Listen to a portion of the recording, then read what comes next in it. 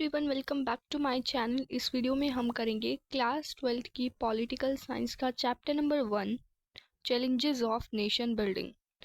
तो ये जो चैप्टर है इसमें हमने लास्ट जो पार्ट किया था, लास्ट टॉपिक हमने पढ़ा था कॉन्सिक्वेंसेस ऑफ पार्टीशन, जिसमें हमने क्या देखा था कि पार्टीशन की वजह से क्या क्या कॉन्सिक्वेंसेस हुए थे उस टाइम पर। ये सारी चीज़ें हमने लास्ट वीडियो में पढ़ी थी। और अब हम जो करने जा रहे हैं वो हमारा टॉपिक क्या है, महात्मा गांधी सेक्रीफाइस, यानी कि महात्मा गांधी का योगदान क्या था। इस चीज़ को हम मतलब क्या उन्होंने योगदान किया था, उनकी डेथ कैसे हुई थी, इस चीज़ को हम इस वीडियो में पढ़ेंगे। तो 15 अगस्त 1947 को क्या हुआ था, महात्मा गांधी ने इंडिपेंडेंस डे के सेलिब्रेशन में किसी भी तरीके का पार्टिसिपेट नहीं किया था। यानी कि उन्होंने इंडिपेंडेंस डे जब हुआ था 15 अगस्त 1947 को, तो सेलिब्रेशंस हो रहे थे, लेकिन उन सेलिब्रेशंस में महात्मा गांधी ने किसी भी तरीके का पार्टिसिपेशन जो है वो नहीं किया था। वो कोलकाता में थे उस टाइम पर, और कोलकाता में हिंदूज और मुस्लिम्स में रायोट्स हो रहे थे, वायलेंस हो रहा था। ठीक है, यानी कि हिंदूज और मुस्लिम्स में एक तरीके की लड़ाइयाँ हो रही थी। तो उस टाइम पर तो महात्मा गांधी कहाँ पर थे, कोलकाता में थे, और ये बहुत ज़्यादा दुखी थे इस कम्युनल वायलेंस की वजह से, कि रिलीजन की वजह से इतना ज़्यादा वायलेंस यहाँ पर क्रिएट हो रहा है। And disheartened that the principle of ahimsa, non-violence, and satyagrah active but non-violent resistance that he had lived and worked for, यानी कि जिसके लिए उन्होंने काम किया। महात्मा गांधी हमेशा कौन सा आइडिया रखते थे, अहिंसा का आइडिया, नॉन वायलेंस का, कि हमें किसी भी तरीके को किसी भी चीज़ को सॉल्व करना है तो हमें नॉन वायलेंस तरीके से सॉल्व करना चाहिए, किसी भी तरीके की लड़ाई हमें नहीं करनी चाहिए। ठीक है। And Satyagraha active but non violent resistance, कि सत्याग्रह में उन्होंने क्या कहा था कि एक्टिव होना चाहिए लेकिन फिर भी नॉन वायलेंस जो है उसी के प्रिंसिपल के साथ चलना चाहिए। तो इसी चीज़ के लिए उन्होंने अपनी पूरी लाइफ में इसी चीज़ पर मेन फोकस रखा, नॉन वायलेंस पर। And he failed to bind people in troubled times, लेकिन वो फेल हो गए लोगों को एक साथ बाइंड करने में। यानी कि यहाँ पर उनका जो नॉन वायलेंस का जो प्रिंसिपल था वो फेल हो गया था, क्योंकि लोग आपस में लड़ाई कर रहे थे, और जिस वजह से ये कोलकाता में भी गए इस नॉन वायलेंस के आइडिया को स्प्रेड करने के लिए, लेकिन ये फेल हो गए उस चीज़ में। Gandhi ji went on to pursuit that Hindus and Muslims to give up violence, तो उन्होंने लोगों को बहुत ज़्यादा परस्यूड किया कि लोगों को हिंदूज और मुस्लिम्स में जो लड़ाइयाँ हो रही थी तो इस चीज़ को छोड़ देना चाहिए, इस वायलेंस को जो है उन लोगों को क्रिएट नहीं करना चाहिए। तो गांधी जी इसलिए वहाँ पर कोलकाता में भी गए। उनकी जो प्रेजेंस थी कोलकाता में ग्रेटली इम्प्रूव द सिचुएशन। कुछ हद तक उनकी जो प्रेजेंस है वहाँ पर कोलकाता में गए, उन्होंने लोगों को समझाया, तो यहाँ पर लोग जो है कुछ हद तक जो लोग हैं वो मान भी गए थे। And the coming of independence was celebrated in a spirit of communal harmony with joyous dancing in the streets. और फिर बाद में जो है ये जो इंडिपेंडेंस डे था उसको सेलिब्रेट किया गया, आज़ादी आने वाली जो आज़ादी थी उसका सेलिब्रेशन जो है वहाँ पर किया गया, एक पीस के साथ, हारमोनी के साथ, हैप्पीनेस के साथ। And Gandhi ji is prayer meeting attracted large crowds, और जब वो प्रे करते थे तो उनकी जो प्रेयर की जो मीटिंग्स होती थी तो बहुत ज़्यादा क्राउड जो है, यानी कि बहुत सारे लोग उनको फॉलो करते थे। But this was as short as riots between Hindus and Muslims erupted once and again, and Gandhiji had to resort to a fast to bring peace. लेकिन ये जो ट्रबल की सिचुएशन थी वो फिर से क्रिएट हो गई, और हिंदूज और मुस्लिम्स के बीच में फिर से यहाँ पर वायलेंस क्रिएट हो गया, और इस वजह से गांधी जी ने जो है यहाँ पर भूख हड़ताल करनी शुरू कर दी। ठीक है, he resort to a fast to bring peace, ताकि यहाँ पर शांति जो है वो लाई जा सके। इस वजह से महात्मा गांधी ने भूख हड़ताल यहाँ पर कर ली थी। And next month he move to Delhi, और बाद में मतलब एक जगह नहीं थी जहाँ पर वायलेंस क्रिएट हो रहा था अलग अलग रिलीजन्स के बीच में, बल्कि और भी जगह थी, जैसे कि फिर महात्मा गांधी को दिल्ली में भी जाना पड़ा, और यहाँ पर जाकर यहाँ पर भी बहुत ज़्यादा वायलेंस हो रहा था। So he was deeply concerned about ensuring, वो चाहते थे कि जो मुस्लिम्स हैं उनको अलो करना चाहिए कि वो इंडिया में डिग्निटी रिस्पेक्ट के साथ रहें एज इक्वल सिटीजन्स, यानी कि उनको भी इतनी ही रिस्पेक्ट मिलनी चाहिए, उतनी सिटीजनशिप में राइट्स मिलने चाहिए, बाकी की फैसिलिटीज़ मिलनी चाहिए जैसे कि हिंदूज़ को इंडिया में मिली। And he was also concerned about relation between India and Pakistan. अब इंडिया और पाकिस्तान के रिलेशन के बीच में भी वो बहुत ज़्यादा कंसर्न थे, टेंशन में थे। And he was unhappy with what he saw as the Indian government decision not to honour its financial commitments to Pakistan.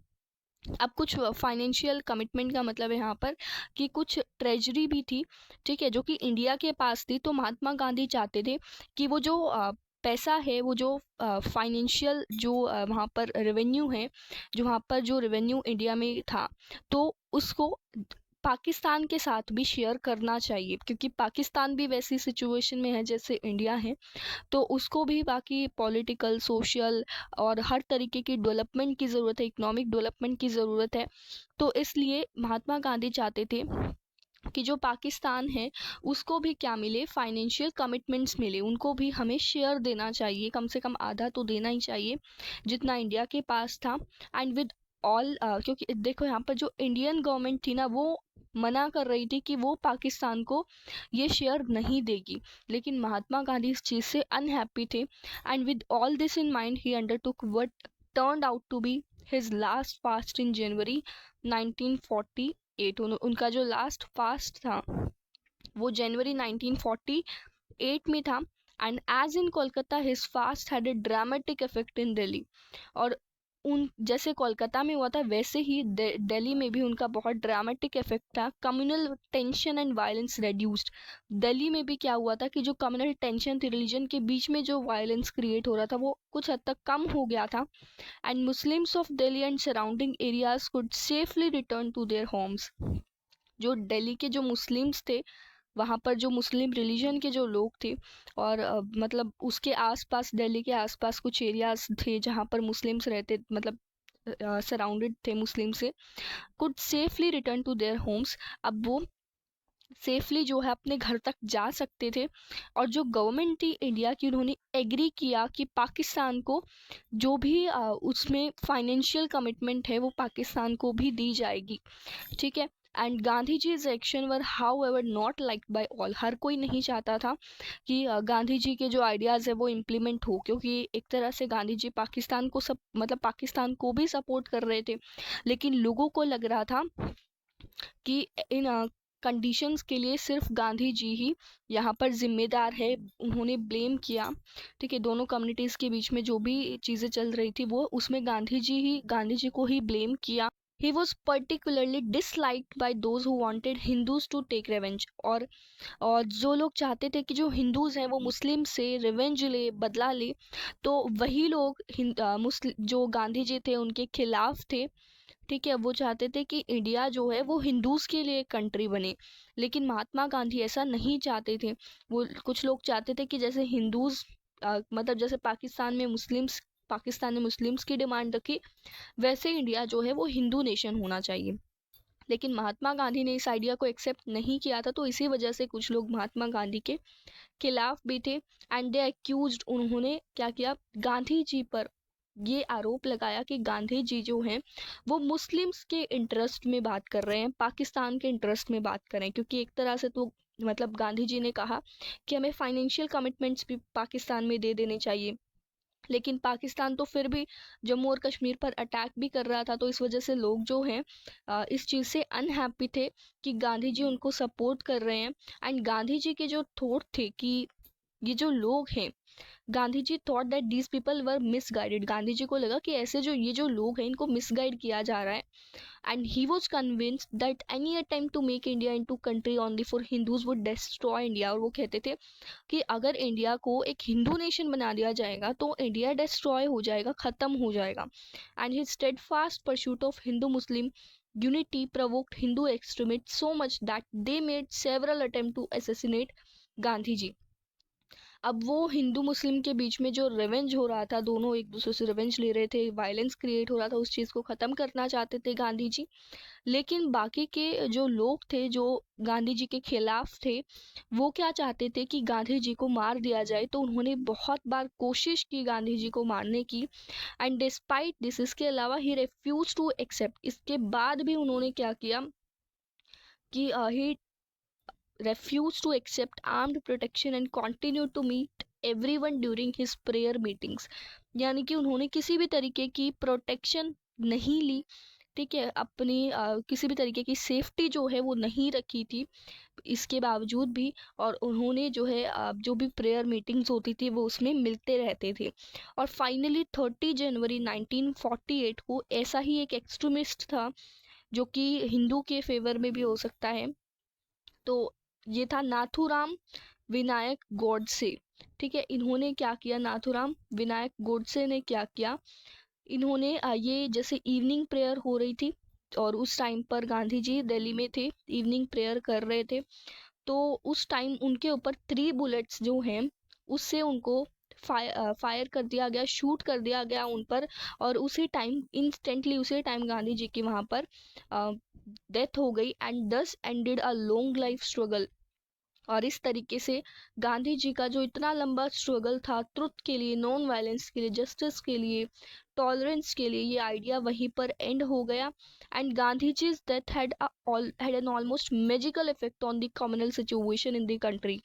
और गांधी जी की डेथ का भी इतना ज़्यादा मतलब मैजिकल इफेक्ट पड़ा लोगों पर, कम्युनल सिचुएशन जो वहां पर क्रिएट हो रही थी हिंदू और मुस्लिम के बीच में, उस पर partition related anger and violence suddenly subsided. अब ये जो पार्टीशन से रिलेटेड एंगर था, वायलेंस था, ये खत्म हो गया।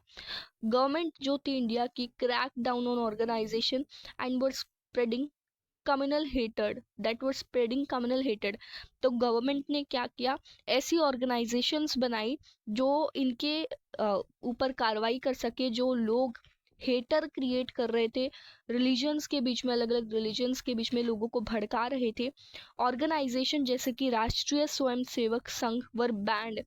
ये जो राष्ट्रीय स्वयंसेवक संघ था इसको भी बैन कर दिया गया। ऐसी जो ऑर्गेनाइजेशन थी कुछ टाइम के लिए। और कम्युनल पॉलिटिक्स जो थी began to lose its appeal, यानी कि कम्युनल पॉलिटिक्स जो रिलीजन के ऊपर जो पॉलिटिक्स चल रही थी उस चीज को भी यहाँ पर खत्म कर दिया गया। तो गांधी जी का डेथ भी इतनी ज्यादा मैजिकल इफेक्ट यहाँ पर लेकर आई। जब वो थे तब तो उन्होंने इतने ज्यादा आइडियाज फैलाए ही थे अच्छे वाले, तो बाद में भी उन्होंने उनकी डेथ ने भी मैजिकल इफेक्ट यहाँ पर क्रिएट किया था। तो ये हमारा टॉपिक था जिसमें महात्मा गांधी के सेक्रीफाइस के बारे में बताया गया, योगदान के बारे में बताया गया। और जो नेक्स्ट वीडियो होगी वो हमारी होगी इंटीग्रेशन ऑफ प्रिंसली स्टेट्स पर। आई होप आप सबको महात्मा गांधी के सेक्रीफाइस वाला टॉपिक समझ में आ गया होगा। फिर भी कोई डाउट है तो आप कमेंट करके पूछ सकते हैं। मिलते हैं अपनी नेक्स्ट वीडियो में। Thank you.